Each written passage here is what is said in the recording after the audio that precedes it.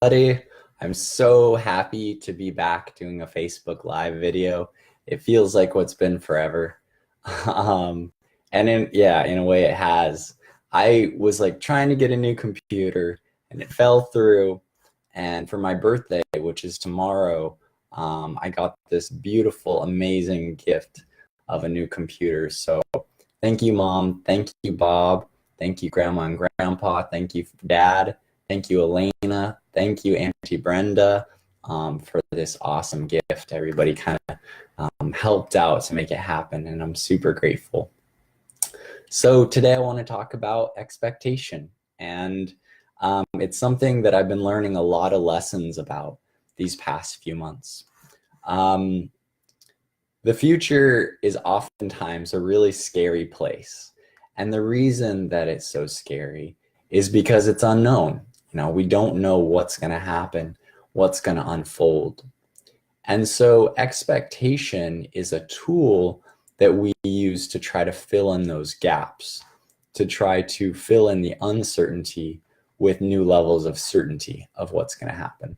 And of course, we're going to fail most of the time because life is life and it unfolds in its own way at its own pace. And many times we don't really have control over that flow. But we try anyway. We like to think in our minds, this is the way future is going to look. This is how it's going to unfold. This is when this or that is going to happen.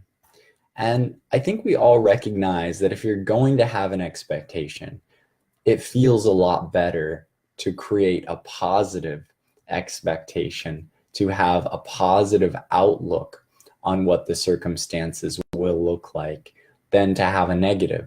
Because if you're walking around, if you're spending all your time constantly expecting the worst, then not only are you expecting your reality to constantly be showing you, be reflecting to you what you don't want, but you're actually using your powerful manifestation skills in a negative way and unconsciously pulling what you don't want towards you. But in the past few months, I've actually been realizing that having a positive expectation can actually cause problems as well.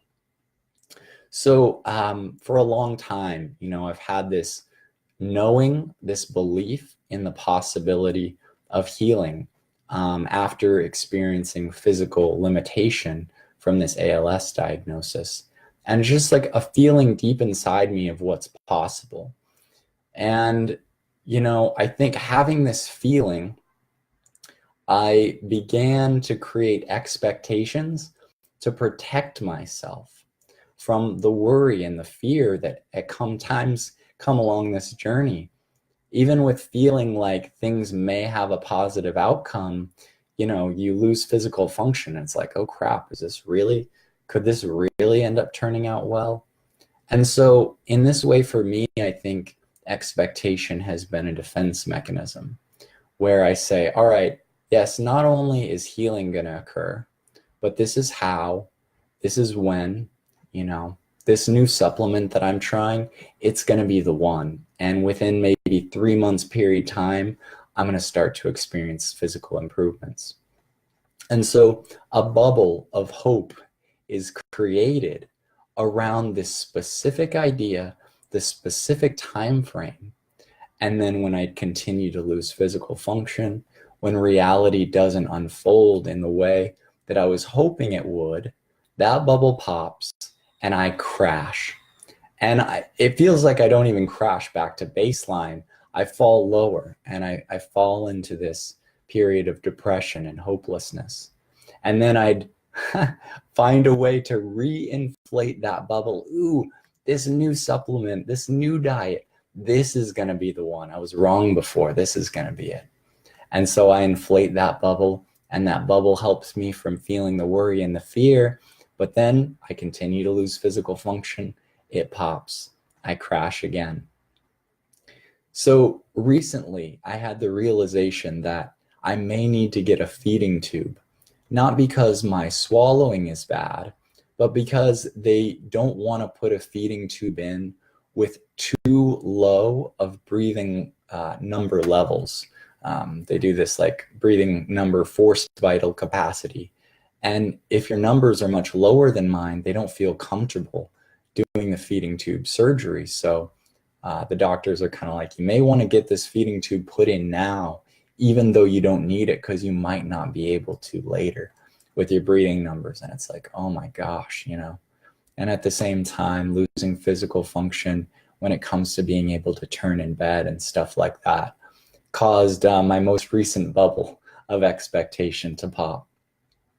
And, you know, feeling those lows again, I kind of came to this place where it's like, I honestly don't have the energy to do this anymore. I don't have the energy to continue propping up this specific belief only to have it crash, wasting so much time and energy into something that's ultimately causing more pain than it was worth. And over the last couple weeks and maybe month, there was a part of me that felt sad about this, you know? Expectation not only helped to alleviate some of the uncertainty and the fear at times, there's a part of me that maybe believed it was helpful. Maybe I needed this as a tool to somehow help me get better. And what I'm realizing is I really don't need it. Projecting a specific future idea of what I want to happen is pretty much doomed to failure, because again, life unfolds in its own way. And what I'm trying to learn for myself right now, what I'm trying to learn from all this is it is possible to have hope for the future without it being too specific. You know, I think in the beginning with this whole expectation thing, it's like, have an expectation or nothing. Expectation and belief in the positive or hopelessness. And I don't think it needs to be like that, because expectation can actually cause problems, right? When we fixate, when we focus on a specific outcome that we're wanting to unfold, this is how, this is when, we're actually closing off our mind to all of the infinite possibilities of other things that are out there. And so often, I think as human beings, we tend to do this, where we just get caught up in one specific idea, and it doesn't happen the way we want, and we're like, what the hell, life? And then only after the fact do things make sense, with that benefit of hindsight. So, you know, I kind of had been going through a tough time, but I'm learning to accept the present moment and recognizing that it is possible to maintain hope without expectation. And honestly, I haven't figured it all out yet, but my gut feeling and in my heart, it feels like it's a right starting point. It's actually a step forward rather than a step back. And it inspires me to exist more fully in the present moment. Because that's another thing about expectation. When you hold a specific idea about the future that you're wanting, you're closing off to other ideas.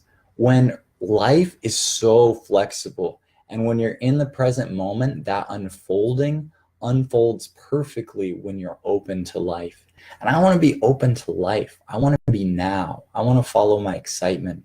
And so it's been crazy, man. It's been absolutely crazy, my friends, but I'm looking forward to this new way of being and learning more fully to exist in the present. And I think that's also a way to alleviate fear and worry. Expectation was needed to try to do that because my mind had a propensity to project itself into the future. But the more that I learn to stay here, stay now, you know, there's no problem here and now. It's only when I begin to conjure up these ideas of futures that might not be desirable that there begins to be problems. So just some thoughts I've been thinking about. And, you know, I was thinking, man, with all this expectation stuff, how can I make it helpful for everybody else? And then I had this, because, you know, I like to share and I like to be helpful. I like to be positive. I like to be inspirational. And I had this thought like, I want to be a teacher, but I only feel like a student. And sometimes I think that's okay, you know? I'd like to have some big, broad realization about truth that I can share with all of you. But sometimes I'm just in process. And I guess if there is anything I could say, it's just, you know, if this is a topic that's of interest to you, begin to look at your own life and see how expectation may be working for or against you, whether you tend to expect the worst or whether you tend to expect the best and still find that there's little things not working out. It's been a powerful thing for me. Oh, and the other realization about expectation, I know this is getting kind of long and I've shared this before, but I was expecting that physical healing was needed for happiness. And the realization that, nope, happiness can only be experienced now was another kind of freeing moment in realization that expectation, positive or negative, may not actually be as helpful as I once thought it was. So I'm so happy and so honored and so just excited to have this new computer and be able to connect with you guys once again. And I plan on sharing on a more regular basis. So thanks for listening, guys. I hope you had hope you have a great day, and I'll connect with you again sometime soon. Much love. All right. Bye.